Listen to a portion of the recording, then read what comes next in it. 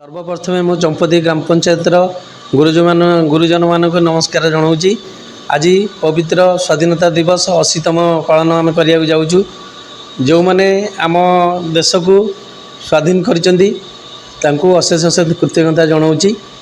निश्चित यहाँ आमर शेष स्वाधीनता दिवस यदि चंपती ग्रामवासी मैंने चाहिए द्वितीय थर जदि सरकार तरफ आमको कोटा मिलला यदि ग्रामवासी चाहिए चंपती पंचायतर ताले द्वितीय थर आम चेष्टा करूँ सेवा करने। दीर्घ दिन धरी मु चंपती ग्राम पंचायत रे निस्वार्थपर भाव काम कर चली। सरकार जेकोसी सुजोग आसुची निश्चित मु लोकों पाखे पहुँचाऊँगी। सबू तो समस्त करवाटा माने ये नुहे तापर भी जदि मोर कौटी त्रुटि रही जाइथिबो तेणु मु मते पुओ भाविकी क्षमा करदेवे।